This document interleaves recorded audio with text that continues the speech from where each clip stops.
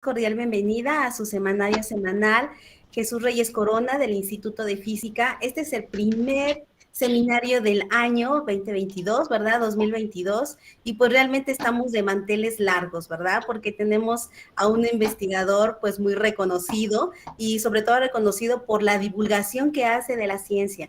Y entonces para nosotros pues es un honor poder recibirlo y poder escucharlo, ¿de acuerdo? Entonces, muchísimas gracias por su presencia. Ya tenemos 75 personas conectadas y creo que es lo que hemos logrado hasta ahora de mayor audiencia aquí en el seminario del instituto. Y pues muchísimas gracias por el apoyo.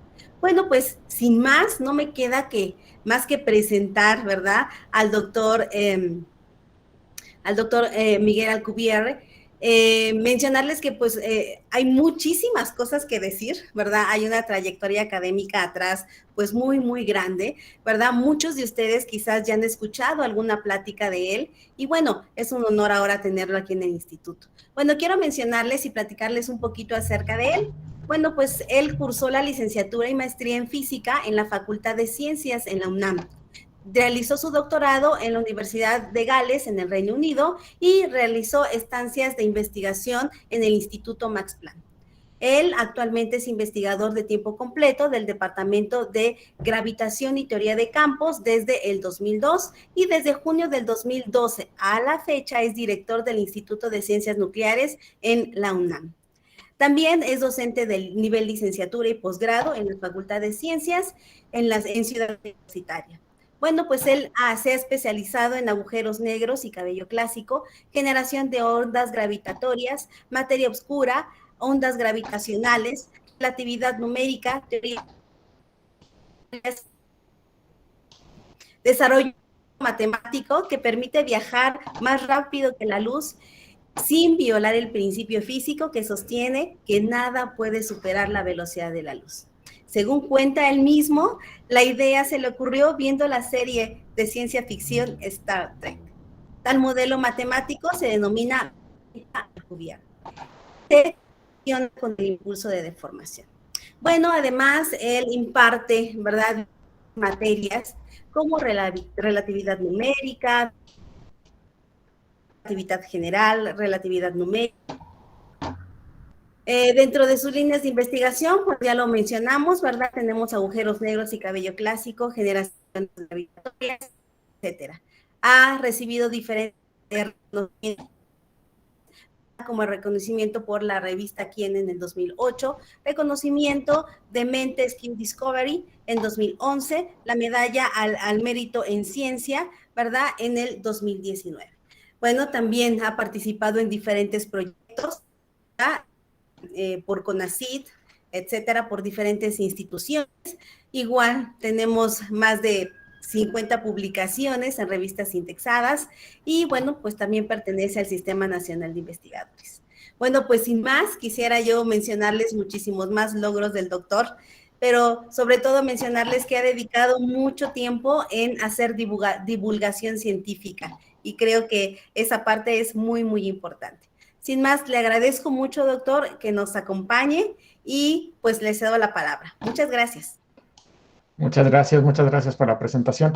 Nada más una aclaración, ya no soy el director del Instituto de Ciencias Nucleares desde hace casi 2 años, ya la directora actual es la doctora Pilar Carrión. Fui director durante 8 años y bueno, ya se acabó el periodo, ya no se puede más. Entonces ahora la directora es la doctora Carrión. Bueno, sin más, bueno, voy a pasar la charla, nada más déjenme compartir la pantalla y ahorita abro la presentación.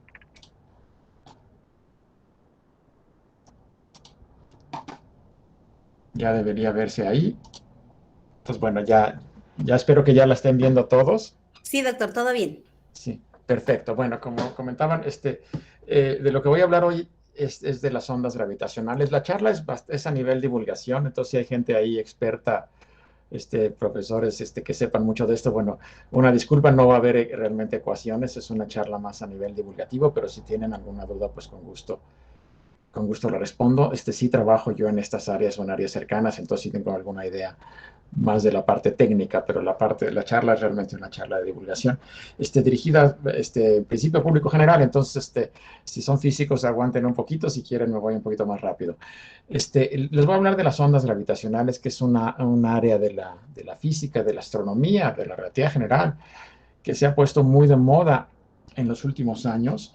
Y la razón por la que se ha puesto muy de moda es que finalmente detectamos ondas gravitacionales por primera vez en la historia apenas en el año 2015, o sea, tiene apenas poco más de 5 años, 6 años, y fue motivo de un premio Nobel de Física en el año 2017. De hecho, es muy rápido, de la primera detección al premio Nobel pasaron apenas 2 años, es realmente algo muy, muy rápido. El premio Nobel fue otorgado a estas 3 personas que ven ahí, Rainer Weiss, Barry Barish y Kip Thorne. Luego les puedo comentar un poco por qué solo ellos 3 o por qué ellos 3, pero sobre todo porque son los líderes del proyecto LIGO, que fue el que detectó las ondas gravitacionales. Pero bueno, para hablar de ondas gravitacionales siempre es importante primero hablar un poco de la teoría de la gravedad. Teníamos una teoría de la gravedad pues que funcionaba relativamente bastante bien, la verdad, desde el siglo XVII, es la gravitación universal de Newton. Esta teoría, de hecho, funciona muy bien, la seguimos utilizando hoy en día siempre que no requiramos correcciones relativistas. Entonces, la teoría que se utiliza, por ejemplo, para mandar sondas a Marte y a Júpiter y a Saturno, etcétera, pues los cálculos se hacen con la teoría de Newton, no es necesario utilizar una teoría más avanzada y las sondas espaciales llegan cuando deben, cuando dice la teoría de Newton. Entonces, es una teoría que funciona muy bien y que seguimos utilizando hoy en día. Pero es una teoría que tenía problemas a nivel teórico ya desde principios, bueno, desde el origen, pero que se hicieron mucho más serios a principios del siglo pasado. En particular, una característica de la teoría de la gravitación newtoniana es que la gravedad actúa de manera instantánea a distancia. ¿Sí? Si alguien, por ejemplo, pudiera mover el Sol en este momento, la Tierra instantáneamente notaría el cambio en el campo gravitacional y reaccionaría de manera instantánea. Y esta acción a distancia era fea desde el origen, o sea, hubo discusiones al respecto, incluso en la época de Newton, ¿no? Pero bueno, era lo que se podía hacer en ese momento y el mismo Newton en algún momento comentó que, bueno, pues habría que, si a alguien se le ocurrió una idea mejor, pues que le avisara, pero que mientras tanto habría que dejar esto así hasta que se entendiera mejor la naturaleza de la gravedad. Y así se quedó, de hecho, los siglos XVIII y XIX, hasta principios del siglo XX, en el que había algunas discrepancias, pero digamos que el problema más serio era esta acción a distancia entraba en contradicción directamente con la nueva teoría de la relatividad especial desarrollada por Einstein en 1905. De acuerdo a la teoría de la relatividad, nada puede viajar más rápido que la luz, ninguna influencia física, ningún tipo de interacción física, no solo objetos materiales, sino ni la gravedad, ni la electricidad, nada puede viajar más rápido que la luz. Y en la teoría de Newton la gravedad era instantánea, entonces era claro que había una contradicción ahí. Y entonces esta contradicción ya en este momento ya no era algo que se pudiera quedar así, ya había que arreglarlo si considerábamos que la relatividad era la teoría correcta. Y Einstein se dedicó los siguientes 10 años, bueno, no directamente, hizo muchas otras cosas, pero en particular estuvo 10 años tratando de desarrollar una nueva teoría de la gravedad que fuera compatible con los principios de la teoría de la relatividad. Para eso se inspiró de alguna manera en la teoría de electromagnética, el electromagnetismo de Maxwell, para ya 1860. James Clerk Maxwell había unificado todas las leyes de la electricidad y el magnetismo que se conocían en ese momento, que se habían desarrollado por gente como Coulomb, como Ampère, como Faraday, como Gauss incluso. Todas estas leyes de la electricidad y el magnetismo fueron unificadas en un solo marco conceptual, en una sola teoría, en las ecuaciones de Maxwell o la teoría electromagnética de Maxwell, por ahí de 1860. Y en particular, en esta teoría, el campo electromagnético no se propaga a velocidad instantánea, se propaga a la velocidad justamente de la luz y se propaga como una onda. Se producen ondas electromagnéticas, que son estas perturbaciones al campo eléctrico magnético que se propagan por el espacio de la velocidad de la luz. De hecho, la luz es una onda electromagnética, eso lo sabemos hoy en día y fue lo que en ese momento Maxwell concluyó, que la luz debía ser una onda electromagnética. Entonces, esta teoría ya tenía, para cuando Einstein estaba pensando en estas cosas, ya tenía como 50 años.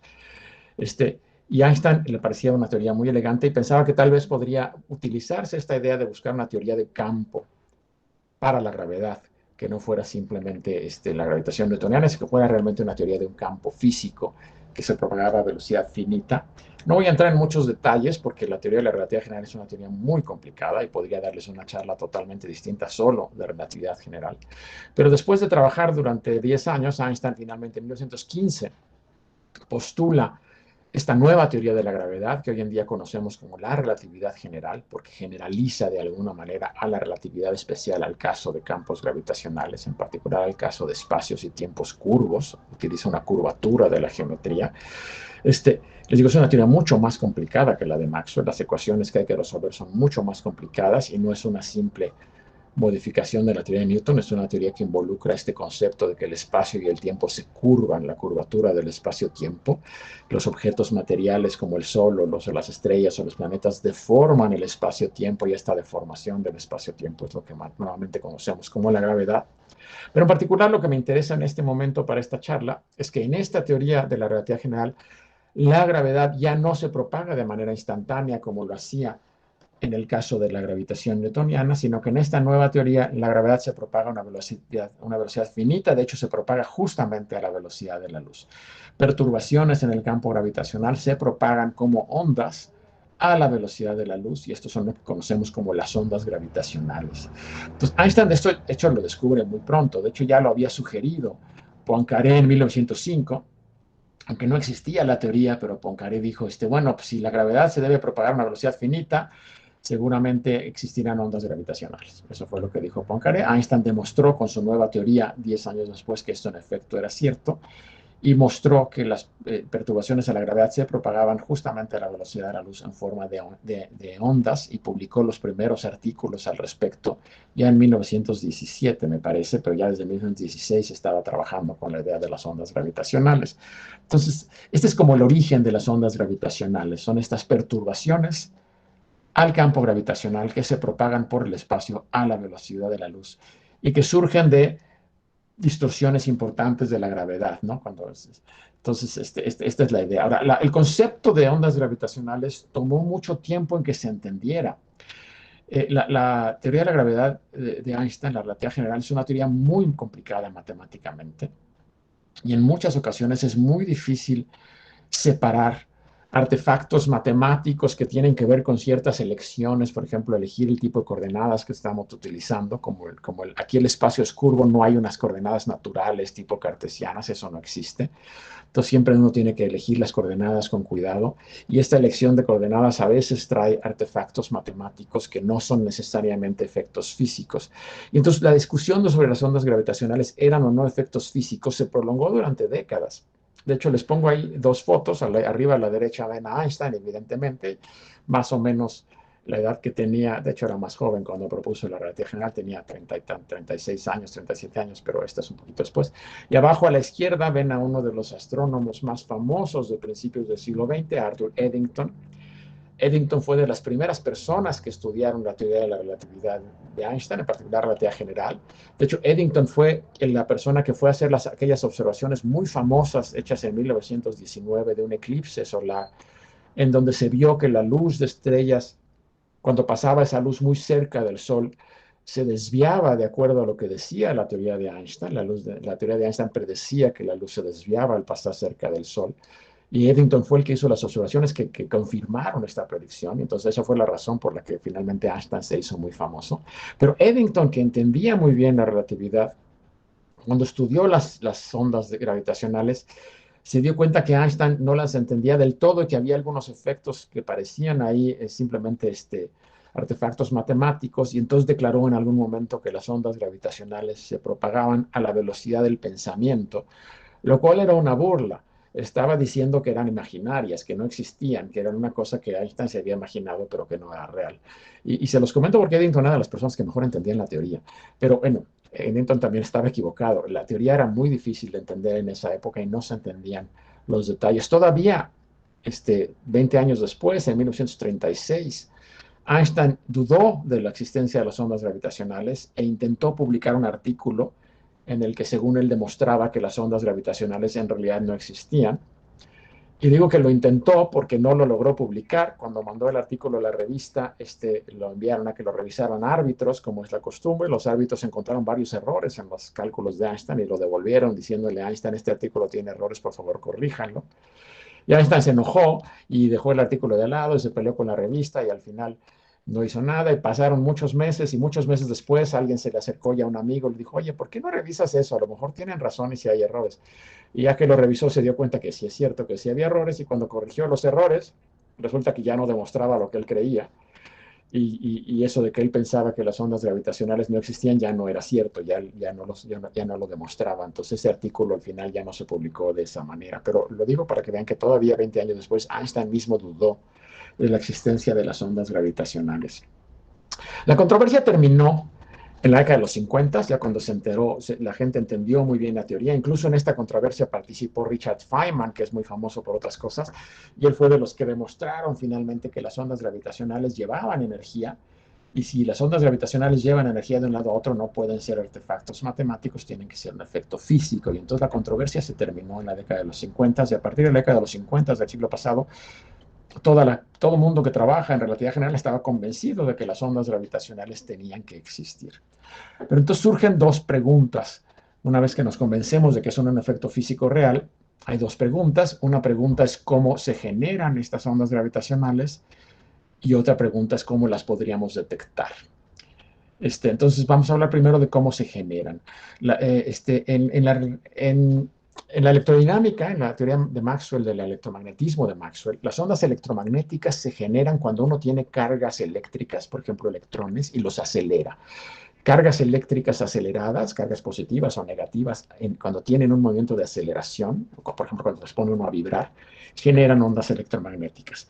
En el caso de las ondas gravitacionales es algo muy parecido.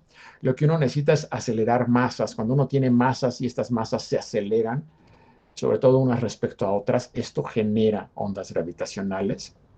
El problema es que la gravedad es muy, muy débil. La gravedad es la fuerza más débil de todas las que se conocen en la física por muchísimo. O sea, si ustedes comparan el campo eléctrico y el campo gravitacional de un electrón, el campo gravitacional es muchos ceros más chiquitos, como 40 órdenes de magnitud más chiquito que el campo eléctrico del electrón. Entonces, la fuerza de gravedad es muy, muy, muy débil. Entonces, para que se generen ondas gravitacionales que tuvieran una intensidad razonable, que pudiéramos en algún momento pensar en detectar, pues tenemos que acelerar masas gigantescas. Básicamente necesitamos acelerar estrellas. Ahora, acelerar estrellas en el laboratorio es complicado, se lo pueden preguntar a alguien que tenga un laboratorio, pero afortunadamente la naturaleza lo hace sola. En el espacio, la mayor parte de los sistemas estelares son binarios y en las estrellas binarias son dos estrellas dando vueltas una alrededor de la otra. Eso es un movimiento acelerado, un movimiento tipo circular o en órbitas elípticas, son movimientos acelerados y eso produce ondas gravitacionales en principio. Ahora, de nuevo, otra vez la gravedad es muy débil y el hecho de que la gravedad sea tan débil implica que si yo tengo dos estrellas parecidas al Sol en órbitas típicas de estrellas binarias, o sea, separadas por distancias de muchos millones de kilómetros, una en órbita alrededor de la otra. Eso, la cantidad de ondas gravitacionales que genera otra vez es totalmente despreciable y lo podemos ignorar. Si queremos que generen ondas gravitacionales que no sean despreciables, necesito tener estrellas mucho más especiales, necesito tener estrellas con una gravedad mucho más intensa que la del Sol, y esos son básicamente estrellas muy compactas. Entonces, lo ideal sería tener estrellas de neutrones, que son estrellas que tienen más o menos el doble de la masa del Sol, pero están concentradas en una región de 20 o 30 kilómetros de diámetro, o sea, del tamaño de la Ciudad de México, pero que tienen el doble de la masa del Sol. Necesito de esos tipos de estrellas y las necesito en órbita una alrededor de la otra y las necesito muy cerca. Necesito que estén dando vueltas una alrededor de la otra, no en años, ni siquiera en meses, sino que estén dando vueltas una alrededor de la otra en horas. O sea, que estén tan cerca que su periodo orbital sea de unas cuantas horas y que sean estrellas de estas muy compactas, estrellas de neutrones. De otra manera, simplemente las ondas gravitacionales son totalmente despreciables. Entonces necesito encontrar un sistema de este estilo, estrellas muy compactas, muy masivas, en órbitas muy cercanas, con periodos de solamente unas cuantas horas. Y eso produciría ondas gravitacionales suficientemente intensas como para que en principio pudiéramos algún día detectarlas. Esto la gente se lo imaginó desde la década de los 60 ya estaban haciendo cálculos sobre qué tipo de sistemas podríamos esperar, pero se tuvo que esperar hasta los 70 para que se descubriera el primer sistema de este estilo. En 1974, los astrónomos descubrieron el primer púlsar binario. Un púlsar es básicamente una estrella de neutrones que gira muy rápido y que lanza pulsos de radiación por sus polos magnéticos, y entonces cuando los polos magnéticos se apuntan en nuestra dirección vemos un pulso. Entonces vemos estos pulsos electromagnéticos que ocurren varias veces por segundo, esos se llaman púlsares, y se conocen cientos de púlsares hoy en día, pero la primera vez se encontró uno que era un sistema de dos, uno en órbita alrededor del otro. Fue en 1974, se conoce como el púlsar binario de Halsey-Taylor, porque fueron Halsey-Taylor los que lo descubrieron por primera vez, y este sistema son dos estrellas de neutrones en órbita, una alrededor de la otra, y en una órbita, me parece que el periodo orbital en este sistema es como de 8 horas. Entonces aquí sí tendríamos la esperanza de que las ondas gravitacionales ya no fueran despreciables. Este sistema se ha estudiado durante las últimas décadas. Ahí les pongo una gráfica del lado izquierdo, en donde ven en la parte de abajo, en el eje horizontal, se ve simplemente los años de observación a partir de 1974 que se descubrió. En esta gráfica se llega hasta 2007. Hay unas más modernas, que hay una por ahí que llega hasta el 2013. Entonces, la parte de abajo nada más es los años de observación. La parte vertical, el eje vertical, indica cómo ha cambiado el periodo de la órbita. Es una medición de cómo cambia el periodo, básicamente qué tanto tarda la órbita en llegar al máximo acercamiento, lo que se llama como el periastro, y eso cambia con el tiempo. ¿Por qué cambia con el tiempo? Porque este sistema está emitiendo ondas gravitacionales. Las ondas gravitacionales llevan energía y la energía se debe conservar. Entonces, por conservación de energía, si las ondas gravitacionales radian energía, el sistema debe estar perdiendo energía, y esa pérdida de energía se debe notar en un cambio en el periodo de la órbita. De hecho, la órbita se debe acercar y el periodo debe ocurrir cada vez más rápido. Deben estarse acercando esas dos estrellas de neutrones poco a poco en una espiral y girando una alrededor de la otra cada vez más rápido. De hecho, el efecto es muy pequeño y estas estrellas sí están acercando poco a poco, pero van a tardar aproximadamente 100 millones de años en chocar.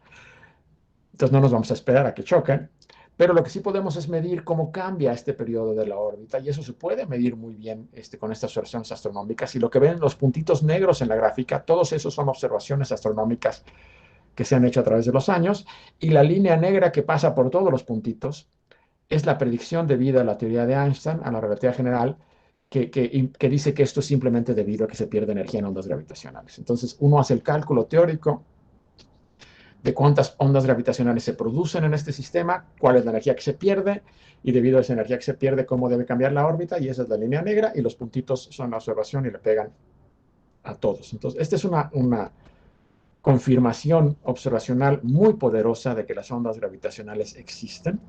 De hecho, fue un motivo de premio Nobel. En 1993 se dio el premio Nobel a Halsey-Taylor por estas observaciones. Pero no estamos viendo las ondas gravitacionales, estamos viendo el efecto de la pérdida de energía en la órbita de las estrellas. Entonces, una evidencia de las ondas gravitacionales, pero eso es lo que se conoce una evidencia indirecta. No estamos viendo las ondas, solo estamos viendo la pérdida de energía en el sistema. Y quisiéramos ver las ondas, quisiéramos poder detectar las ondas gravitacionales. Para detectar las ondas gravitacionales tenemos que entender cuál es el efecto de una onda gravitacional sobre un sistema físico cuando llega la onda gravitacional y lo golpea. Entonces aquí les pongo una gráfica. Lo que se pueden es imaginar que tienen un anillo, bueno, no un anillo, sino una serie de partículas individuales sueltas flotando en el espacio formando un círculo. Las tienen ahí en el espacio, están formando un círculo.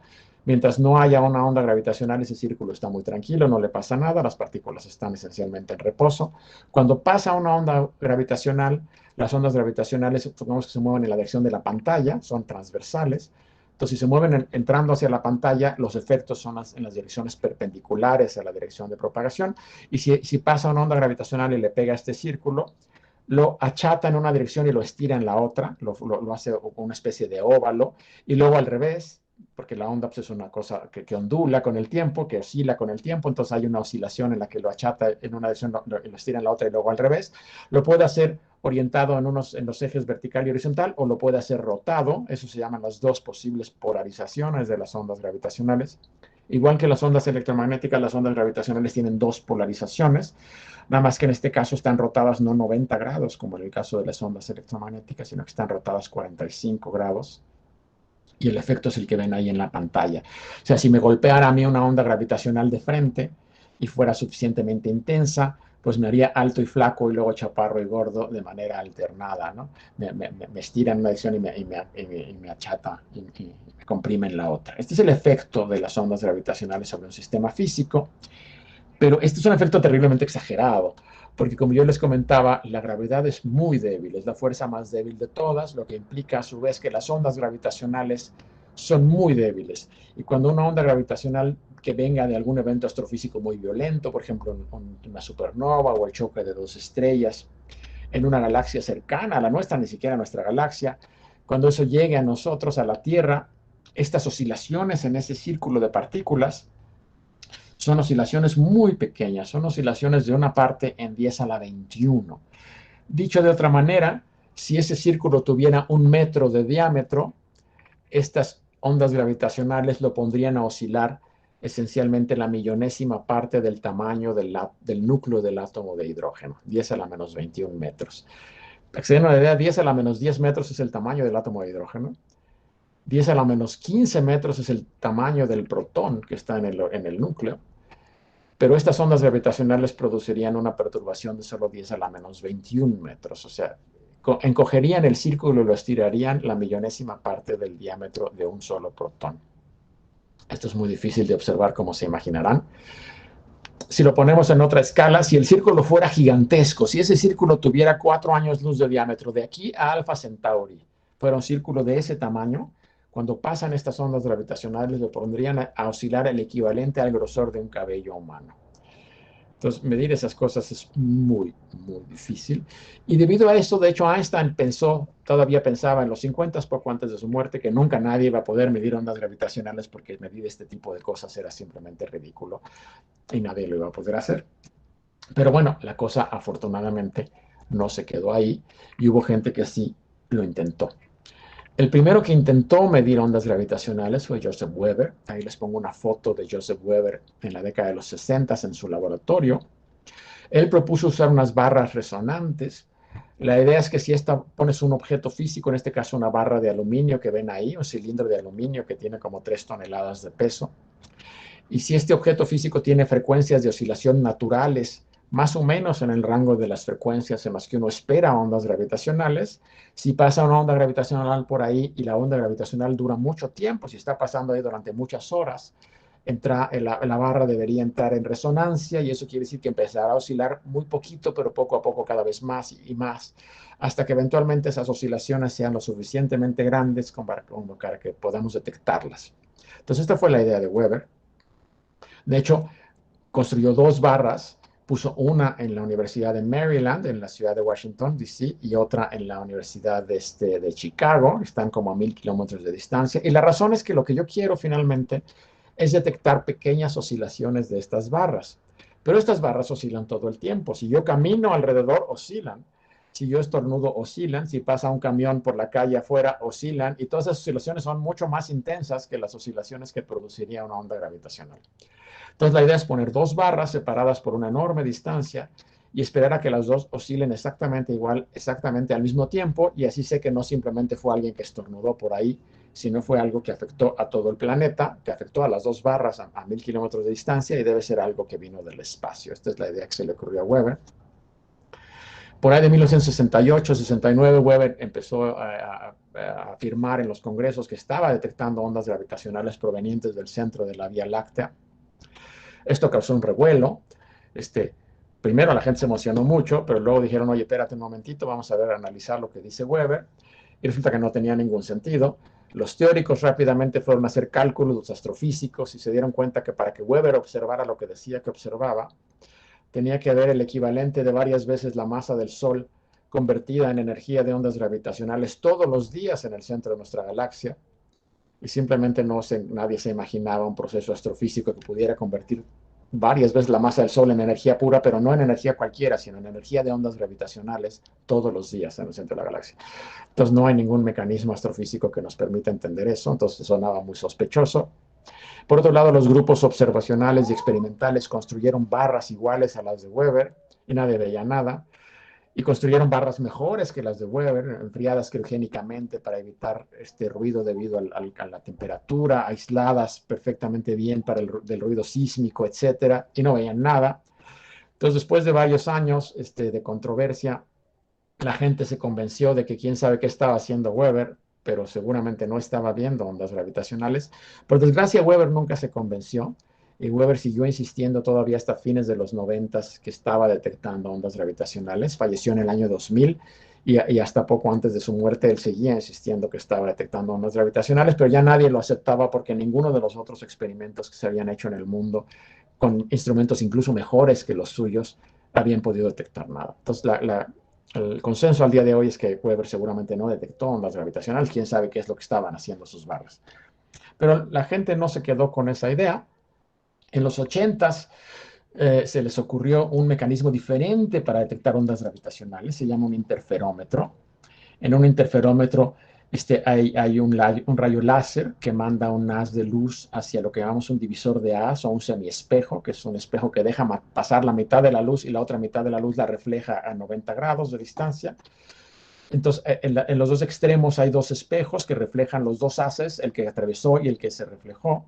Estos dos espejos los reflejan de regreso, se vuelven a combinar en el divisor de haz y luego la luz recombinada va hacia una pantalla que está también a 90 grados. Como la luz es una onda, puede interferir, hay fenómeno de interferencia en las ondas, entonces si las distancias que recorre la luz siguiendo los dos caminos distintos son iguales, hay interferencia positiva y vemos un punto muy brillante en la pantalla. Si movemos ligeramente uno de los espejos, hay interferencia destructiva y entonces no vemos nada en la pantalla. Y de hecho, como nada es perfecto, lo que vemos en realidad es una serie de bandas brillantes, luminosas y oscuras en la pantalla que se mueven cuando se mueve ligeramente uno de los espejos. La gente, este es un aparato que se inventó en el siglo XIX, no es un aparato moderno. Es un experimento que se inventó en el siglo XIX y se usó para diferentes cosas. Pero aquí se les ocurrió que este aparato resultaba ideal para medir ondas gravitacionales, porque si llega una onda gravitacional que viene desde arriba, va a alejar uno de los espejos y va a acercar al otro al mismo tiempo, ver que expande en una dirección y comprime en la otra. Entonces, esto va a duplicar el efecto. Entonces, esta cosa debería ser fantástica para detectar ondas gravitacionales si llega la onda gravitacional desde arriba. Pero necesitaríamos interferómetros muy grandes, porque como les comentaba, el efecto de las ondas gravitacionales es muy pequeño. Entonces, mientras más grande el interferómetro, más fácil detectar el efecto de las ondas gravitacionales. Los primeros ensayos se hicieron en las décadas de los 80. Había un interferómetro en Escocia, en la ciudad de Glasgow, que tenía la distancia entre el divisor de haz y el espejo, lo que se llama el brazo del interferómetro, era de 10 metros en este interferómetro en Escocia. Se construyó uno más grande en California, en el Caltech, el California Institute of Technology, que tenía 30 metros el brazo de los interferómetros. Y ahí se aprendieron pues todas las técnicas, toda la óptica, la electrónica, todo ahí se aprendió. Pero estos interferómetros resultaban demasiado pequeños como para detectar ondas gravitacionales, dada la tecnología que se tenía en ese momento. Pues los teóricos se pusieron a hacer cálculos de qué tan grande tendría que ser un interferómetro como para que pudiéramos tener una oportunidad de detectar ondas gravitacionales y llegaron a la conclusión de que tendría que ser de varios kilómetros de longitud. Y entonces así estaba la situación en los 80s y a fines de los 80s, en el 89, un grupo de 3 físicos, Ronald Drever, Barry Barish y Kip Thorne, decidieron pedir dinero a la National Science Foundation, que es el equivalente del CONACYT en Estados Unidos, pero que desde luego pues tiene mucho más dinero que nuestro CONACYT, y les pidieron $300 millones para construir el primer interferómetro de escala de varios kilómetros. El proyecto se llamaba el proyecto LIGO, por las siglas en inglés de Observatorio Gravitacional de Interferometría Láser, de ahí vienen las siglas LIGO. Consiguieron finalmente, después de varios años, el dinero y se inició la construcción de los 2 detectores del observatorio LIGO. ¿Por qué 2 detectores? Por la misma razón que Weber. Lo que estamos esperando aquí es que finalmente esos espejos vibren, pero esos espejos vibran si pasa un tren cerca. Entonces lo que necesito es ponerlos lo más lejos posible y esperar a que vibren exactamente igual, exactamente al mismo tiempo. Se construyeron los 2 detectores del proyecto LIGO que ven ahí en fotos aéreas a la izquierda. El que está abajo está en un lugar que se llama Livingston, en el estado de Luisiana, cerca de una ciudad que se llama Baton Rouge, en el Golfo de México. Y el que está arriba es idéntico, pero está construido en un lugar que se llama Hanford, que es en el estado de Washington, cerca de la ciudad de Seattle, muy cerca de la frontera con Canadá y del Océano Pacífico. La distancia entre los dos es de 3.000 kilómetros, es toda la diagonal del mapa de Estados Unidos. Estos iniciaron construcción en los 90. Otros países no se quisieron quedar atrás. Los italianos y los franceses se unieron para construir un detector en Italia, cerca de la ciudad de Pisa, que es el que está a la derecha, es el proyecto Virgo. Es un poco más chiquito, tiene 3 kilómetros de brazo, el interferómetro. Los alemanes construyeron todavía uno más pequeño, que está cerca de la ciudad de Hannover. Es el Geo 600 y se llama así porque tiene 600 metros de longitud los brazos. Ahí los ven a lo largo en las esquinas de un campo de cultivo. Este es muy chico, el detector alemán se considera nada más un prototipo grande, si quieren. No se espera que detecte nada porque es demasiado pequeño, pero se utiliza para probar tecnología antes de llevarla a los detectores grandes. Y el que ven abajo es el más reciente de todos, es un detector japonés, es subterráneo, se llama Kagra, está en una mina que se llama la mina Kamioka. Tiene también 3 kilómetros de longitud cada brazo y los 2 brazos son subterráneos en la mina y apenas se terminó de construir hace unos meses, está apenas en etapa de calibración y de empezar a tomar datos. De momento no he sabido que hayan hecho ninguna detección, pero están apenas echándolo a andar. Los demás ya están todos funcionando, ¿ok? ¿Qué es lo que deberían ver y qué es lo que pudieron ver? Y ahorita vamos a ir más en detalle para allá. El detector de LIGO, el inicial, terminó de estar funcionando, o sea, terminaron de construirlo y de echarlo a andar en el año 2005. Entre el año 2005 y el año 2010 estuvo encendido, pero solo a intervalos pequeños. Entonces, en total, en esos 5 años habrá estado encendido 6 meses, porque por alguna razón lo tenían que apagar, algo se descomponía, algo había que mejorar, algo había que calibrar. Entonces, en 5 años estuvo prendido a lo más 6 meses. Y durante esos 5 años, esos 6 meses de funcionamiento, a lo largo de 5 años, no vieron absolutamente nada. Lo que ven ahí a la izquierda es una gráfica de sensitividad de los diferentes detectores. Es un mapa de frecuencias abajo en escala logarítmica. Entonces, el 2 quiere decir 100 Hz y el 3 quiere decir 1000 Hz. Entonces, ven la sensitividad de los detectores a 100 Hz y a 1000 Hz. Y en el lado de la izquierda también es una escala logarítmica en la escala de perturbación gravitacional que pueden medir. Yo les había dicho que el número mágico era 10 a la menos 21. O sea, es una parte en 10 a la 21 y ahí ven el 10 a la menos 21. Entonces, básicamente todos casi le pegan, pero en realidad tendríamos que ir más abajo, 10 a la menos 22, 10 a la menos 23, si queremos tener la esperanza de ver algo. Y el LIGO original apenas llegaba a 10 a la menos 22, y no vio nada. En el año 2010 lo apagaron, y aunque no había visto nada, nadie estaba muy asustado, porque una cosa es decir, si tengo esta sensitividad, en principio debería ver algo. ¿Algo como qué? ¿Qué es lo que debería ver? Bueno, pues debería ver a lo mejor si chocan 2 estrellas de neutrones a una distancia no demasiado lejana. ¿Ok? ¿Qué tan lejos pueden chocar esas estrellas de neutrones para que las veas? ¿Y qué tan seguido chocan estrellas de neutrones a esa distancia? Entonces, este LIGO podía ver a una distancia de algunos cientos de megaparsecs, que incluye cuando mucho a la orilla del cúmulo de Virgo. A esa distancia hay unos cuantos miles de galaxias. Y uno dice, ok, en estos pocos miles de galaxias, ¿qué tan seguido chocan 2 estrellas de neutrones? Y entonces, haciendo estadística basada en el tipo de sistemas de 2 estrellas de neutrones que se habían descubierto hasta el momento, y si hace una estadística de cuántos de estos sistemas hay, qué tan seguido deben chocar, y entonces llegaron a la conclusión, siendo muy optimistas, que esta máquina originalmente debería haber hecho una detección cada 50 años, si hubiera estado encendida todo el tiempo. Y estuvo encendida solo 6 meses a lo largo de 5 años, no vio nada, pues nadie está preocupado porque esperaríamos ver una cosa cada 50 años. Pero tampoco nadie va a esperar 50 años. Entonces lo que hicieron fue, en 2010 apagaron las máquinas y les hicieron todas las mejoras que pudieron sin hacerlas más grandes. Hacerlas más grandes no es viable, ya tienen 4 kilómetros, pero se puede mejorar casi todo lo demás. Se puede mejorar la electrónica, se puede mejorar la suspensión de los espejos, se puede mejorar el material de que han hecho los espejos, se puede mejorar la óptica, se puede mejorar la potencia de los láseres, etcétera, etcétera. Entonces, haciendo todas las mejoras que se les ocurrieron, esperaban ganar un factor de sensitividad entre 10 y 20. Creo que no han llegado a 20, pero ya seguramente están más arriba de 10 a la fecha. O sea, es un factor de sensitividad bastante importante. Si uno no piensa con cuidado, uno podría pensar que, bueno, si yo iba a ver una cosa cada 50 años y ahora es 10 veces más sensible, voy a ver una cosa cada 5 años. Pues no es cierto, afortunadamente la cosa no funciona así. La manera correcta de pensarlo es que si esto es 10 veces más sensible, quiere decir que puedo ver 10 veces más lejos. porque finalmente la luminosidad de un evento disminuye como inversamente proporcional a la distancia. Entonces, si es 10 veces más sensible, veo 10 veces más lejos. Pero en una distancia 10 veces mayor, el volumen de espacio que alcanzo a ver es 10 al cubo, es 1000 veces mayor. Entonces, el número de galaxias que puedo alcanzar a detectar es 1000 veces más grande. Y entonces, en lugar de una vez cada 50 años, hay que dividir eso entre 1000, no entre 10. Y entonces les da como una vez a la semana, una vez cada 2 semanas, dependiendo de diferentes factores. Entonces, pasaríamos de un evento cada 50 años a un evento a la semana. Esto sí vale mucho la pena. ¿Okay? Entonces, esto fue lo que hicieron. La máquina terminaron con todas las mejoras en el 2015, en septiembre de 2015, y lo echaron a andar en septiembre de 2015.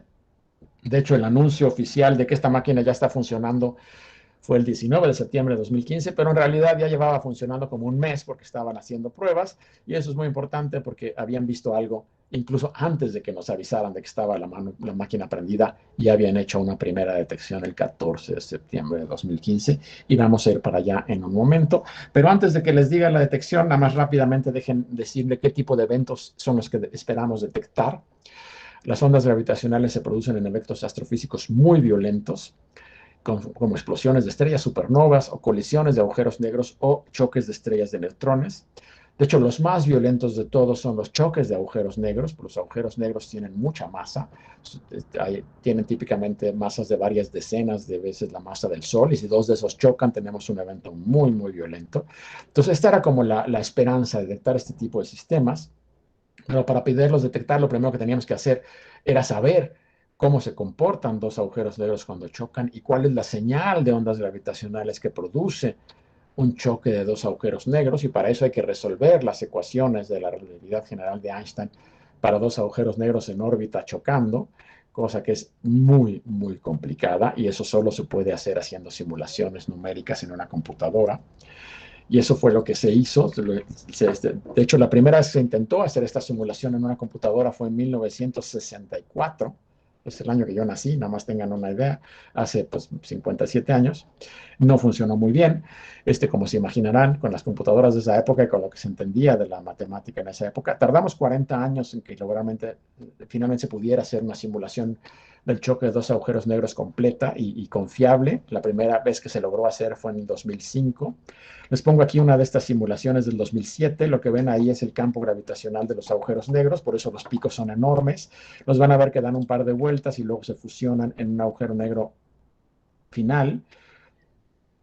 Y esa es una de las primeras grandes simulaciones. No se ve muy espectacular, pero cuando yo vi esto por primera vez casi me dan ganas de llorar porque llevaba trabajando en esto 20 años y no funcionaba. Son simulaciones muy complicadas de hacer. Les voy a pasar una más bonita más adelante. A partir de esa simulación salen estas gráficas. La gráfica a la izquierda es la trayectoria del centro de uno de los dos agujeros negros, que como orbita alrededor del otro en una espiral, pues hace una espiral. Pero la interesante es la de la derecha. La gráfica de la derecha es la señal de ondas gravitacionales que proviene de esta colisión de dos agujeros negros. Esta señal es lo que en inglés se conoce como un chirp, que se traduce más o menos como el trinar de los pajaritos, un trinar. Y esto es una señal que va aumentando en amplitud y va aumentando en frecuencia, como si chiflaran algo así, hasta que chocan los agujeros negros y ahí se apaga. ¿Okay? Esta es la predicción teórica de las simulaciones computacionales del choque de dos agujeros negros, y es lo que debería verse en los detectores de ondas gravitacionales. ¿Okay? Entonces, eso es lo que sabíamos desde el año 2005, y era lo que esperábamos que viera un detector de ondas gravitacionales en algún momento.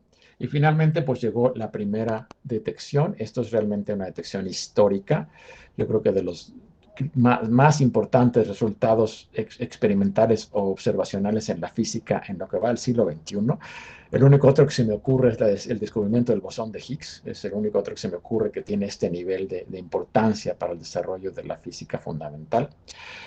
Lo que ven aquí ocurrió el 14 de septiembre de 2015, aunque nos enteramos varios meses después porque lo habían mantenido en secreto hasta que estaban seguros de avisarnos.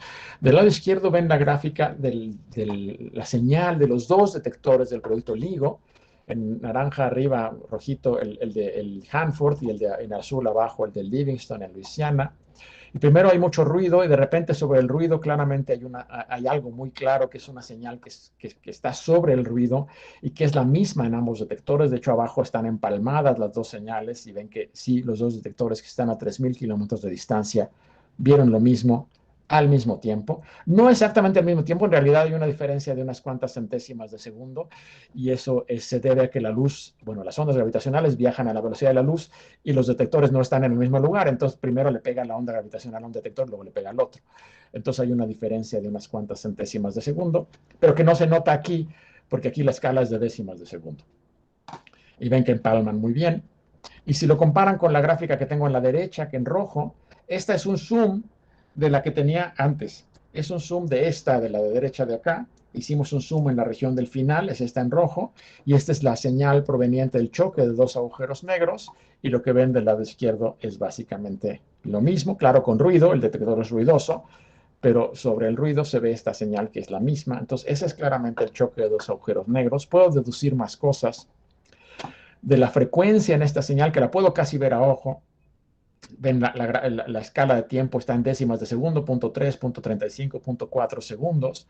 Entonces, nada más de ver a ojo, puedo darme cuenta que las oscilaciones hacia el final son del orden de 200 o 300 Hz, de hecho eran como 300 Hz, y a partir de la frecuencia uno deduce inmediatamente la masa del sistema, y entonces uno de aquí inmediatamente deduce que estos fueron dos objetos que chocaron, cada uno de ellos tenía aproximadamente 30 veces la masa del Sol.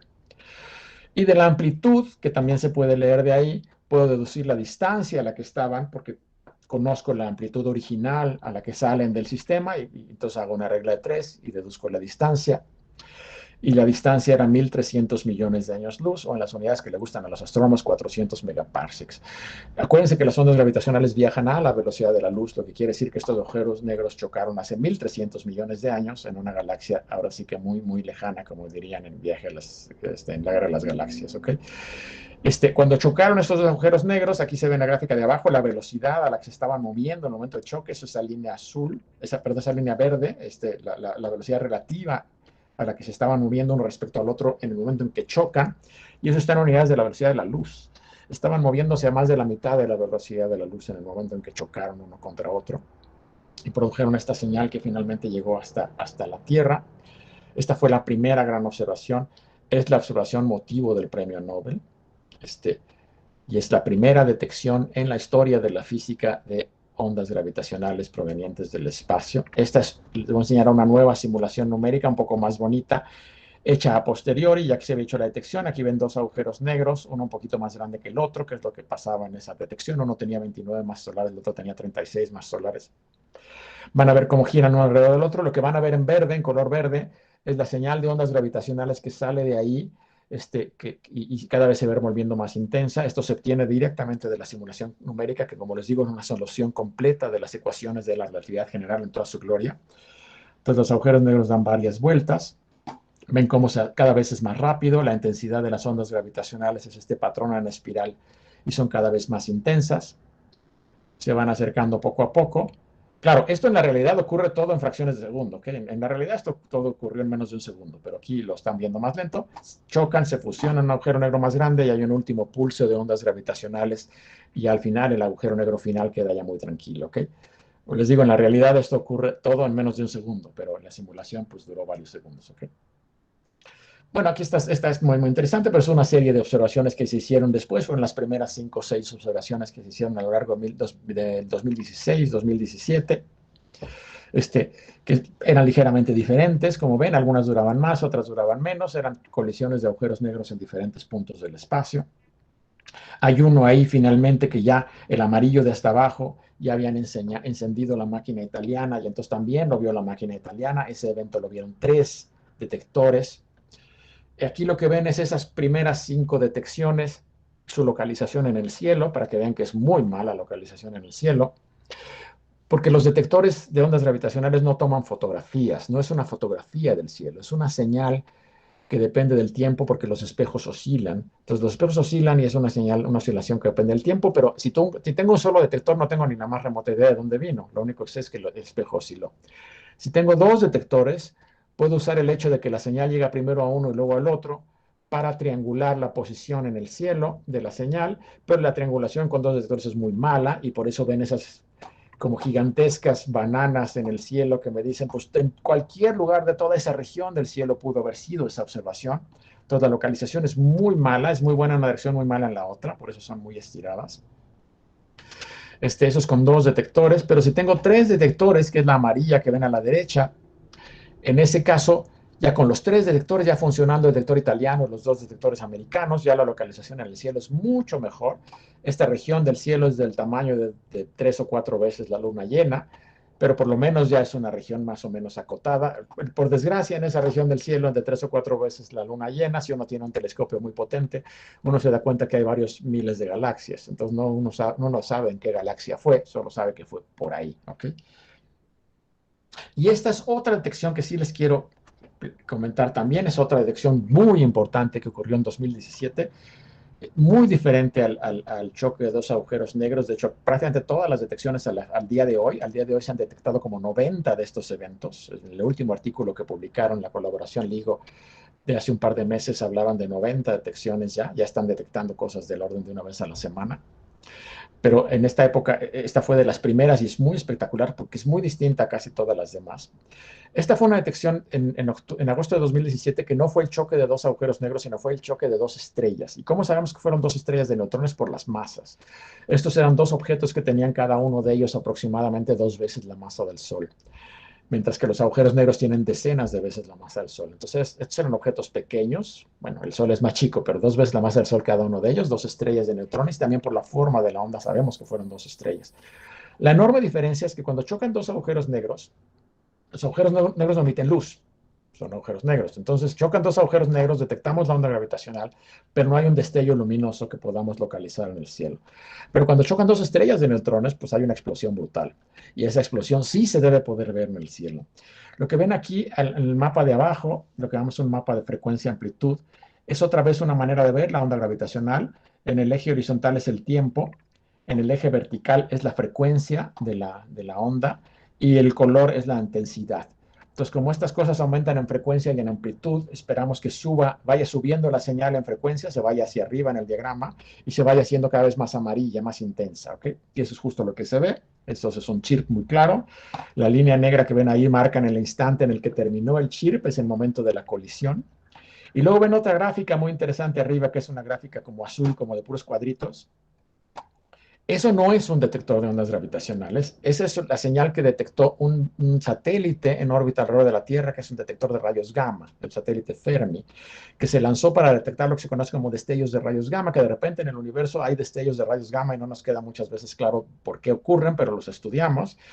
Y lo que ven ahí es que, de hecho, 2 segundos después del choque de agujeros negros, detectamos un destello de rayo gamma muy claro, que se ve ahí un pico en la detección de Fermi, que ocurrió 2 segundos después de la detección de ondas gravitacionales en la misma región del cielo. Lo que ven acá al lado derecho es la mancha azul, es la región del cielo en la que el satélite Fermi supone que vino el rayo gamma. Los rayos gamma tampoco toman fotos.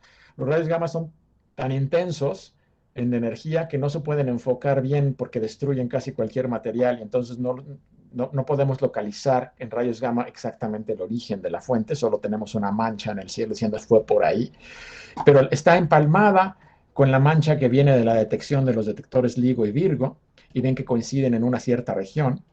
Entonces, en esa región debió haber ocurrido algo. Ahora, ¿por qué llegó el rayo gamma 2 segundos después que la onda gravitacional? La onda gravitacional se mueve a la velocidad de la luz y los rayos gamma también se mueven a la velocidad de la luz. Entonces uno pensaría que deberían haber llegado al mismo tiempo. Y de hecho no, llegó 2 segundos después. Pero la razón es que la onda gravitacional se detiene en el momento del choque. Chocan y ya se detiene la onda gravitacional. Y en ese momento apenas empieza la explosión, ¿ok? Están chocando y apenas se echa a andar la explosión termonuclear, y esa explosión termonuclear no es instantánea, toma un par de segundos en que la explosión realmente, en que la estrella realmente explote. Entonces no es que viaje más lento el rayo gamma, es que salió más tarde, porque salió en el momento en que la explosión ya se había echado a andar. Entonces por eso llega un poquito después. Pero como ven, aquí coinciden en la región, entonces lo que ocurrió, se mandó una alerta a todos los observatorios en el planeta a decirles: acabamos de ver esto en ondas gravitacionales y en rayos gamma casi al mismo tiempo. Seguramente hay algo en luz visible, apunten sus telescopios para allá. Entonces, inmediatamente, estas cosas se hacen por computadora, la computadora manda el anuncio a los celulares de los astrónomos y los despierta en medio de la noche, no importa, y llega el anuncio de tienes que pararte a ver esto, y entonces los telescopios del mundo apuntaron para allá, y un telescopio en Chile que le tocaba justo de noche en ese momento, apuntó en esa dirección y empezó a tomar fotos de cientos de galaxias. En esa región hay miles de galaxias, ¿ok? Empezó a tomar fotos de cientos de galaxias de una en una, hasta finalmente encontró una foto de una galaxia en donde había un objeto, un punto brillante que no estaba en la foto que se había tomado de esa galaxia varios meses antes. No estaba ahí, era algún punto nuevo, es una nova, en este caso lo que se llama una kilonova. Y ya que habían localizado la galaxia, pues al otro día apuntaron el telescopio espacial Hubble, y aquí lo que ven a la izquierda es la imagen de esa galaxia, pero ya en el telescopio espacial, con el puntito que no estaba ahí antes, y ese puntito se le dio seguimiento durante varias semanas, y ven cómo poco a poco se va apagando en estas fotos de abajo. Es una explosión muy clara, es una cosa que llamamos una kilonova. No es una supernova es la explosión de una sola estrella al final de su vida y tiene mucha más energía, tiene como 1000 veces más energía que esta. Esta es una kilonova, tiene 1000 veces menos energía que una supernova y no es una explosión de una estrella, es el choque de dos estrellas, es un fenómeno astrofísico distinto. A este fenómeno se le dio seguimiento durante meses con básicamente todos los observatorios del mundo. Lo vieron en rayos, en luz visible, en rayos X, en rayos gamma, lo vieron en luz infrarroja, lo vieron en ondas de radio, se estudió en todo el espectro electromagnético. Para que se den una idea, cuando salió el artículo científico publicado sobre las observaciones de esta kilonova, tenía 4000 autores. 4000 autores. Y comparen eso, para que también tengan una idea, el número de astrónomos profesionales vivos hoy en día trabajando en todo el planeta no llega a 40,000. Entonces, más del 10% de todos los astrónomos profesionales vivos son autores de ese artículo.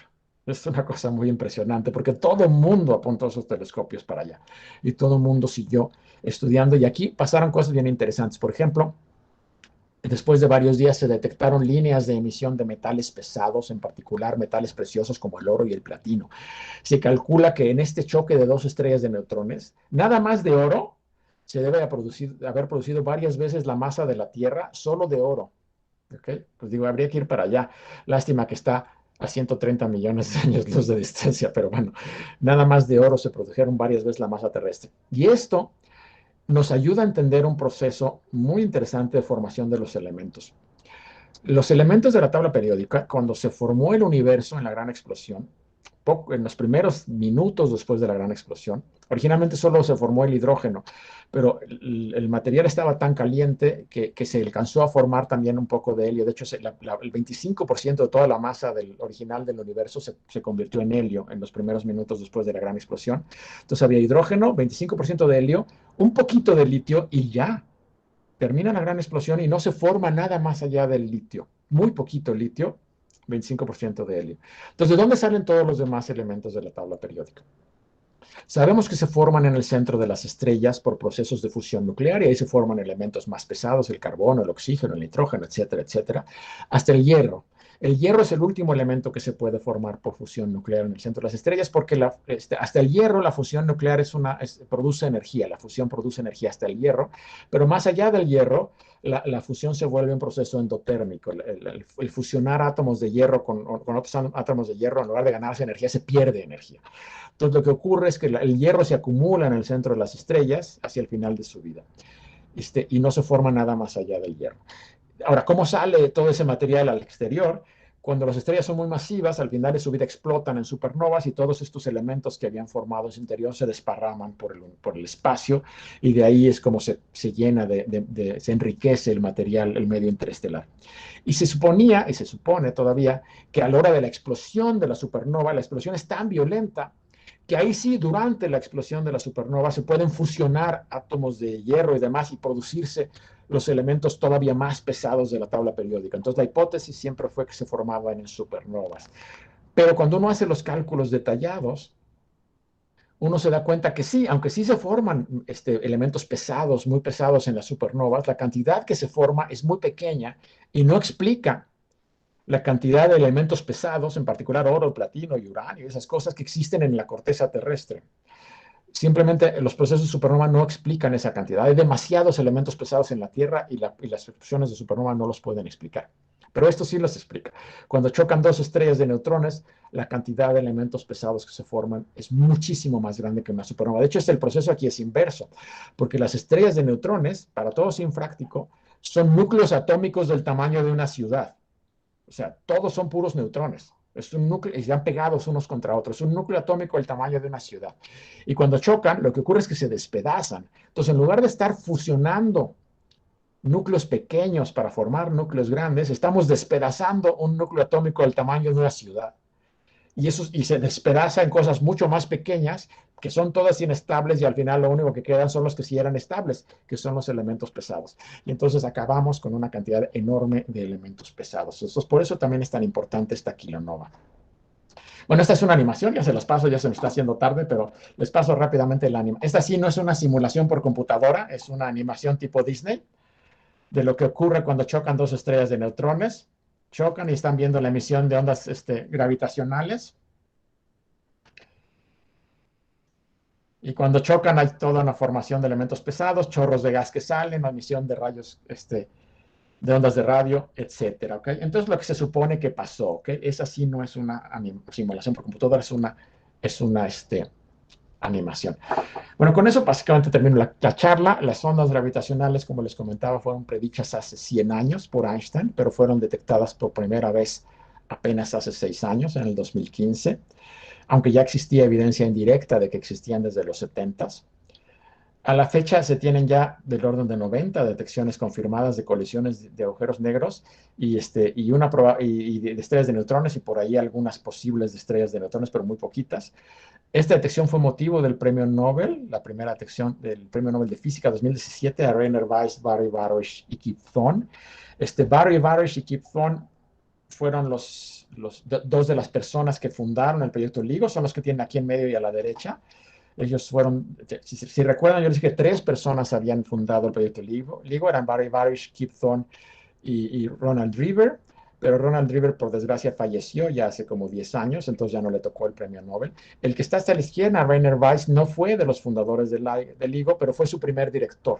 Ya que se inició el proyecto, el primer director fue Rainer Weiss, y realmente sin Rainer Weiss esto nunca hubiera salido, porque los otros no tenían la más remota idea de cómo construir un detector de ese tamaño, y él sí. Entonces, por eso fue también el que obtuvo el premio Nobel hace 3 años.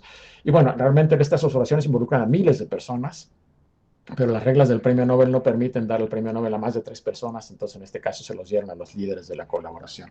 Y bueno, con eso termino la charla. Si tienen alguna pregunta, pues con mucho gusto se la responderé. Pues muchas gracias.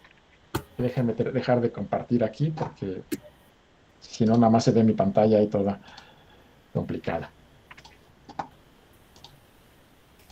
Pues muchas gracias. Doctor, muchísimas gracias. Sí tenemos preguntas. Alex Ramírez, adelante. Sí, buenas tardes. Muchas gracias por la Buenas plática. tardes. Yo tengo 3 preguntas que espero que sean más rápidas. Sí. Una es si se podría hacer un detector hipotético muy parecido a lo que se tiene actualmente a gran escala, pero con los avances de micromaquinado y nanomaquinado, que sea posible poner uno de estos detectores, por ejemplo, en un satélite artificial. 2 sería de qué tipo de cosas se podrían detectar en el caso de que sí se pudiera hacer eso, si se acercara, por ejemplo, al Sol, o si se dejara salir de nuestro sistema solar. Y una tercera es si se pudieran hacer este tipo hipotético de detectores que tuvieran escala tal vez visible,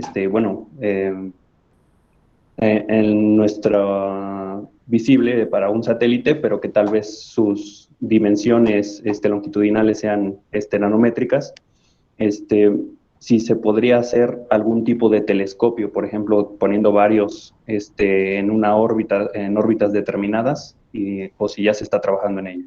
Serían las 3 preguntas. A ver, sí, bueno, las 3 preguntas son muy parecidas, pero estás yendo en la dirección completamente opuesta. No, la idea no es miniaturizar los detectores, al contrario, lo que quieres es ser lo más grandes posibles. Acuérdate que las ondas gravitacionales son muy débiles y el efecto es proporcional al tamaño del objeto. Entonces, más chiquitos, más difícil verlas. Entonces, no hay ningún plan de miniaturizarlos, al contrario, simplemente si los hacemos más chiquitos de la escala de 1 kilómetro no vemos nada, no tenemos la tecnología para detectar absolutamente nada si son chiquitos. El chiste es hacerlos cada vez más grandes, no más chiquitos. Entonces, se está planeando hacer uno de 10 kilómetros de brazo subterráneo, que se llama el Einstein Telescope, para los próximos años. En lugar de 4 kilómetros, tendría 10 kilómetros de brazo. Y ese, si todo sale bien, se empezaría a construir en unos 10 años. No queda muy claro dónde, pero sería una colaboración internacional. Y se ha planeado lanzar uno al espacio, pero no en un satélite.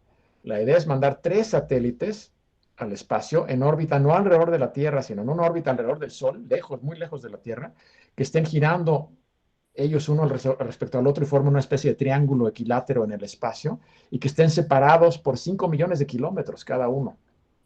Y entonces ahí la separación sería de 5 millones de kilómetros, lo que haría esto muchísimo más sensible que los que tenemos en Tierra.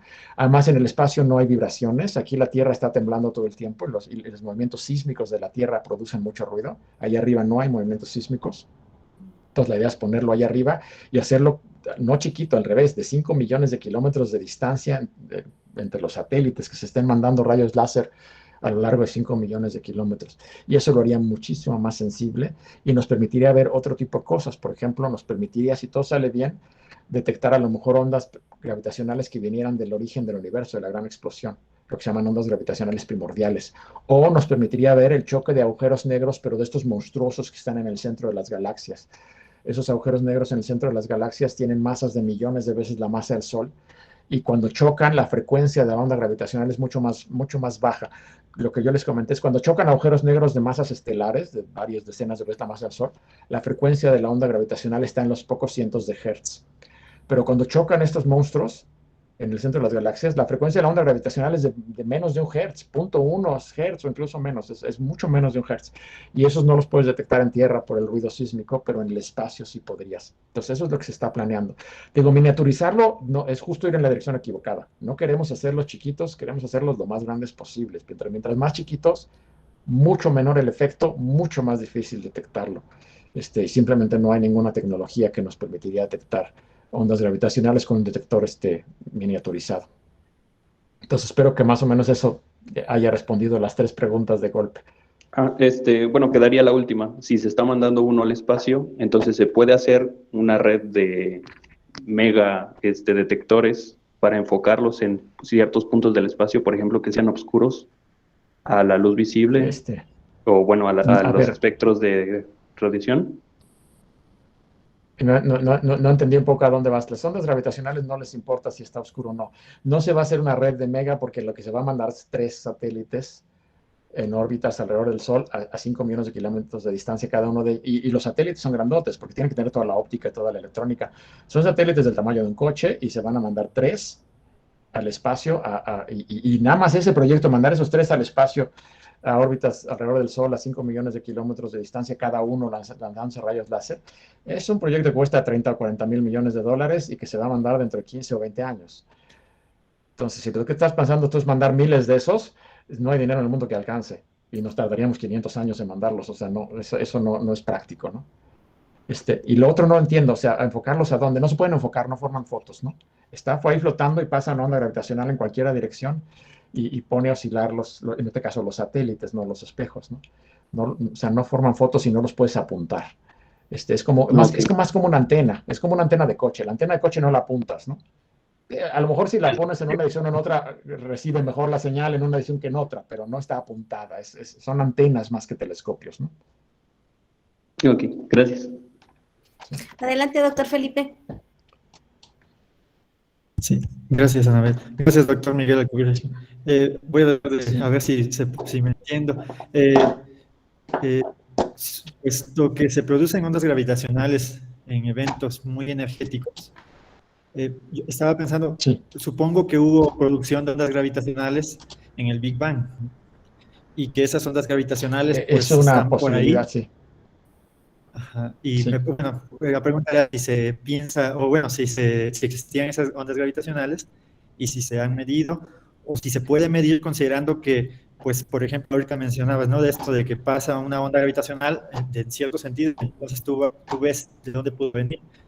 Pero en el caso del Big Bang, pues no me queda claro cómo sería un Sí, evento así. es un Si poco hubo lo que un comenté. gravitacional, Sí se supone que hay un... Sí, sí se supone, bueno, gracias. debe haber un fondo de ondas gravitacionales provenientes de la gran explosión. Eso todo el mundo está convencido de que lo debe haber. Lo que no sabemos es qué tan intenso es ese fondo, porque depende de muchos de los detalles en que ocurrió la gran explosión. Si no ocurrió un periodo de inflación cósmica después de la gran explosión, entonces las ondas gravitacionales primordiales son extremadamente débiles y simplemente no tendríamos la tecnología para detectarla ni ahorita ni probablemente en todo el siglo XXI, pues serían demasiado débiles. No se han detectado, son muy débiles, no se han detectado. Si sí ocurrió un periodo de inflación cósmica, eso amplifica las ondas gravitacionales primordiales. Y entonces, si sí ocurrió la inflación cósmica, las ondas gravitacionales primordiales deberían ser suficientemente intensas como para que se detecten con estos satélites que les comenté, que se llama el proyecto LISA, que se lanzarían al espacio en unos 15 años. Pero no sabemos. Si se detectan, entonces eso sería una evidencia de que la inflación cósmica sí ocurrió porque las amplificó. Ahora, de que existe un fondo, seguramente existe, pero te digo, qué tan intenso es un debate y no estamos seguros y hasta la fecha no se han detectado. Y si los logramos detectar con estos satélites, pues tendríamos mucha suerte, la verdad, ¿no? Pero es una de las cosas que se está esperando con estos satélites que se van a mandar con el proyecto LISA. Ok, muchas gracias, doctor. Gracias. Espero que haya respondido, sí. Adelante, Carol Quiñones.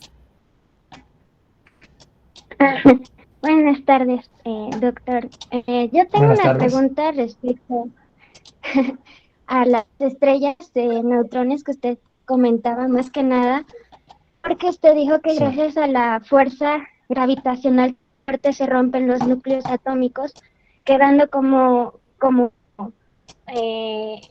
por así decirlo, los neutrones, y estos a su vez están muy juntos. Entonces mi pregunta es que si estos, lo que pasa realmente es que estos se superponen y al hacer esto excluyen el principio de exclusión de Pauli. ¿Y qué sucede con los electrones que quedan liberados? A ver, es muy buena pregunta. En realidad no lo dije porque no hablé mucho de las estrellas de neutrones. Una estrella de neutrones se forma al final de la vida de una estrella muy masiva. El Sol nunca va a ser una estrella de neutrones. Cuando el Sol, por ejemplo, cuando el Sol muere, cuando estrellas como el Sol mueren, se van enfriando, enfriando, enfriando, enfriando, y son un plasma, hay electrones libres, y entonces eventualmente se contraen, se contraen, se contraen, pero llega un momento en que los electrones se repelen unos respecto a otros, básicamente por el principio de exclusión de Pauli, los electrones no se pueden acercar más, y esa repulsión de los electrones debido al principio de exclusión de Pauli detiene el colapso y se forma lo que llamamos una enana blanca. Una enana blanca es una estrella como de la masa del Sol, pero del tamaño de la Tierra. Y ahí se quedan. Pero si le avientas mucha más masa, si la estrella originalmente tenía mucha más masa, 10 o 20 veces la masa del Sol, el principio de exclusión de Pauli de los electrones no aguanta. La presión es demasiado grande y entonces los comprime todavía más. Y lo que ocurre es que los protones absorben a los electrones. O sea, un protón y un electrón se combinan y entonces la carga eléctrica se anula porque el protón es positivo y el electrón es negativo. La carga se anula, el protón se come al electrón y se convierte en un neutrón. Entonces ya no hay electrones y ya no hay protones, porque todos los protones se los comieron y ya no hay protones, se convirtieron en neutrones. Entonces ahora tienes puros neutrones. Y esos se acercan y se acercan hasta que quedan pegados uno contra el otro. Y otra vez ahí lo que ocurre es que el principio de exclusión de Pauli no permite que los neutrones se acerquen más y entonces forma una estrella de neutrones. Pero esa es mucho más chiquita, esa tiene el tamaño de una ciudad, 20 o 30 kilómetros de diámetro. Así se forman las estrellas de neutrones. Son puros neutrones, ya no hay electrones. Los electrones se fusionaron con los protones y dieron neutrones. Ahora, esto tampoco es infinito. Si tú le sigues aventando masa y masa y masa a una estrella de neutrones, eventualmente el principio de exclusión de Pauli tampoco aguanta. Y se va, la estrella se convierte en un agujero negro. Ahí sí ya no queda nada. Ahí sí todo se va a un punto. Entonces espero que esto más o menos te quede claro. Por eso hay agujeros negros. Cuando hay mucha más masa, las estrellas de neutrones no pueden tener mucho más de 2 veces la masa del Sol.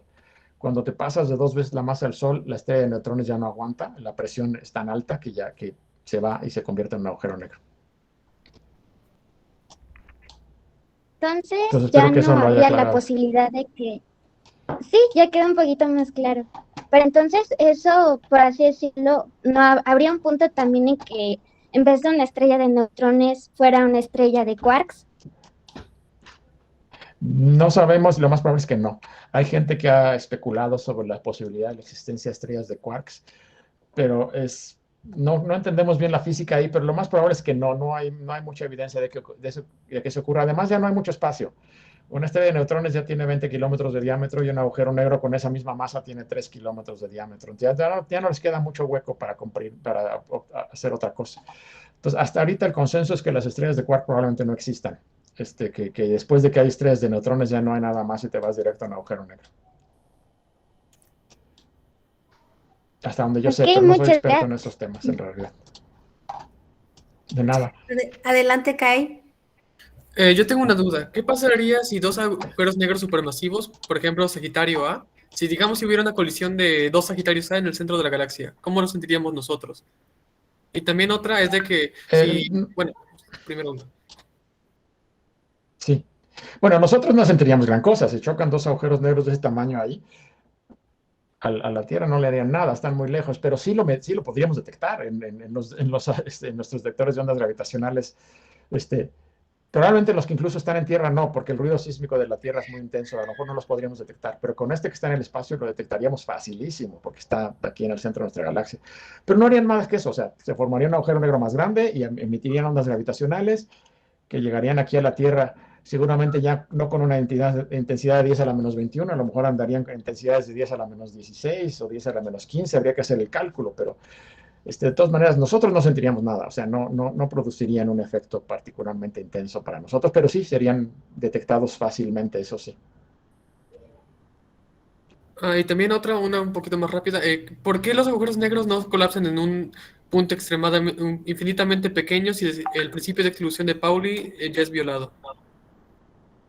Sí colapsan en un punto infinitamente pequeño. Es que el radio es otra cosa. El radio no es el tamaño físico del agujero negro. El agujero negro, toda la masa está concentrada en un punto matemático de volumen cero. Toda la masa va a dar a un punto matemático de volumen cero porque ya no hay ninguna fuerza que pueda contrarrestar la gravedad. El radio del agujero negro se refiere al tamaño del horizonte. El horizonte es la región de no retorno. Es el lugar desde que ya no puede escapar la luz, ese es el horizonte, y que si te acercas más allá del horizonte, te vas al centro y no hay nada que hacer, no puedes volver a escapar. Entonces, cuando hablamos del tamaño de un agujero negro, hablamos del tamaño del horizonte, no del tamaño del objeto. O sea, el tamaño físico del objeto es un punto, pero el horizonte, que es esta región de no retorno, ese es al que llamamos el radio del agujero negro. Es de donde ya no puede escapar la luz. Pero ahí no hay nada, o sea, si tú pudieras llegar ahí y tratar de tocar el horizonte, no hay nada, es vacío, es espacio vacío, ¿no? Nada más que es como la frontera de lo que ya no puede volver a salir. A eso nos referimos con el tamaño del agujero negro.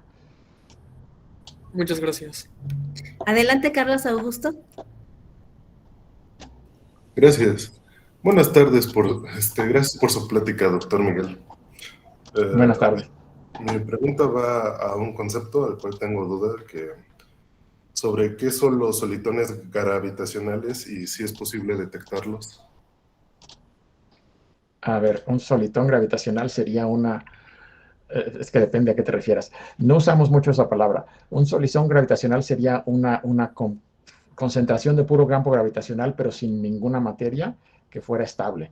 Y de eso se hablaba Wheeler. Pero no existe tal cosa, no hay ninguna configuración hecha de puro campo gravitacional que sea estable. Lo que se podría ver son configuraciones de otro tipo de campos, por ejemplo, campos escalares masivos, que pudieran formar este tipo de solitones, que fueran objetos autogravitantes hechos de un campo escalar masivo. Les llamamos estrellas de bosones. Pero son objetos totalmente teóricos que probablemente no existan en la realidad, porque no conocemos ningún campo escalar masivo fundamental en la naturaleza. Entonces, a lo mejor no existen, pero son modelos teóricos interesantes. Pero hasta donde sabemos, un solitón gravitacional, eso no existe. O sea, es nada más una idea que alguien alguna vez soltó, pero no, que ellos, hasta donde sabemos, no existen porque la gravedad no se comporta así. No puedes hacer una bola de pura gravedad que se mantenga estable. Puedes tener ondas gravitacionales muy, muy intensas, pero se dispersan, no se mantienen estables. Entonces no funciona. Necesitas un campo masivo y la gravedad no es un campo no masivo, entonces no funciona, ¿no? Pero bueno, te digo, es una idea especulativa, pero hasta donde sabemos eso no existe. Vale, muchas gracias, doctor. Osvaldo Vergara. Sí, bueno, ahorita estaba pensando un poco sobre el efecto que tenía, digamos, la expansión del universo sobre lo que son las ondas electromagnéticas. Entonces mi pregunta es, Sí. ¿se ha tomado en cuenta este efecto también para las ondas gravitacionales? Bueno, sí, cualquier onda, cuando se expande el universo se corre al rojo porque vamos a estirar la onda. Hay un corrimiento, un efecto Doppler en cualquier onda gravitacional o electromagnética. Pero ahorita no hace necesario tomarlo en cuenta porque las ondas gravitacionales que detectamos no están tan lejos, ¿no? O sea, de aquí a 1.300 millones de años luz, la expansión del universo no cuenta. No hace mayor efecto. Entonces, realmente el efecto Doppler en las ondas gravitacionales hasta en este momento en las que hemos detectado no es básicamente despreciable. Pero sí, si algo proviniera del Big Bang, se habría corrido al rojo, lo que quiere decir que tendría un espectro de energías mucho menor que cuando se formó, como la radiación de fondo electromagnética. Cuando la radiación de fondo electromagnética se formó, era a temperaturas de miles de grados, y la temperatura hoy en día de la radiación de fondo es de 3 grados Kelvin. Entonces, porque se ha corrido al rojo. Entonces, lo mismo pasaría porque son ondas. Entonces, sí, claro que la expansión del universo las estiraría. Pero te digo, las distancias a las que las detectamos ahorita, la expansión del universo no cuenta. Son muy cerca como para que cuente. Excelente. Gracias. Doctor, nos restan 2 preguntas, pero todo está a 2 su preguntas y disposición. ya, porque ya me voy a tener que ir. Sí. Aníbal. En 5 minutos. Sí. Bueno, yo quería saber si hipotéticamente pudiéramos generar y medir ondas gravitacionales. Podríamos utilizarlas para enviar información como las ondas electromagnéticas y, de ser el caso, tener alguna ventaja con respecto a las ondas electromagnéticas. Pues sí, tendrían una ventaja porque las ondas gravitacionales atraviesan la materia como si no estuviera ahí. Atraviesan la Tierra sin problema, como si la Tierra no estuviera, porque interaccionan tan poquito con la Tierra que la atraviesan como si no estuviera. Pero generarlas es imposible, porque como ya te comentaba, la gravitación es la fuerza más débil de todas. Para detectar ondas gravitacionales necesito poner a oscilar estrellas. Para producir ondas gravitacionales necesito poner a oscilar estrellas. Entonces no las puedo producir en el laboratorio. La gravedad es una fuerza demasiado débil. Para producir una gravedad que podamos medir necesitamos un planeta debajo de nosotros, ¿no? O sea, la gravedad de un objeto ordinario, la gravedad que yo produzco, la que produce un coche, la silla, no la podemos ni medir. Entonces no podemos detectar, no podemos producir ondas gravitacionales nosotros, porque necesitaríamos poner a oscilar estrellas. Cosas del tamaño de una estrella. Entonces sí, no, en la práctica no se puede. La última, doctor Eduardo Iturbide. ¿Qué tal? Buenas tardes. Gracias, doctor Miguel, por la plática. Mi duda es un poco relacionada con lo que acaban de preguntar sobre las aplicaciones de todo lo que hemos aprendido, de todo esto que se ha estudiado, las respuestas que hemos obtenido. ¿Cómo qué otro tipo de aplicaciones tendría todo este conocimiento? Más que nada es eso. No entiendo muy bien a qué te refieres con aplicaciones. La aplicación fundamental es entender la naturaleza, ¿no? Es entender cómo se comportan estos sistemas astrofísicos.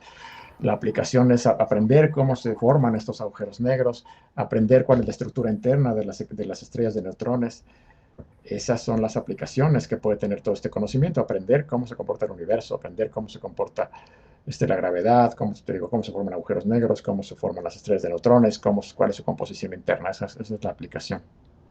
Si te refieres a una aplicación práctica tecnológica, ninguna, pero no hacemos ciencia por eso, ¿no? O sea, yo creo que eso desvirtúa la ciencia. El pensar que todo lo que estudiamos es porque vamos a construir una maquinita, eso no. Estudiamos el universo por entenderlo, no para construir maquinitas, ¿no? Entonces, si te refieres a aplicaciones tecnológicas, ninguna. Y qué bueno que no las tenga. Yo creo que la ciencia en sí misma vale la pena estudiarla, aunque no haya aplicaciones. La aplicación es eso, entender la naturaleza, ¿no? Ok, sí, esa era la pregunta. Gracias. Sí. Doctor, muchísimas gracias por atender a todas estas preguntas de los estudiantes. No me resta más que pedirle a los asistentes que abran sus micrófonos y darle un fuerte aplauso al doctor Miguel Alcubierre por su tan bonita presentación e interesante presentación. Muchísimas gracias, doctor. Muchas gracias a ustedes. Gracias.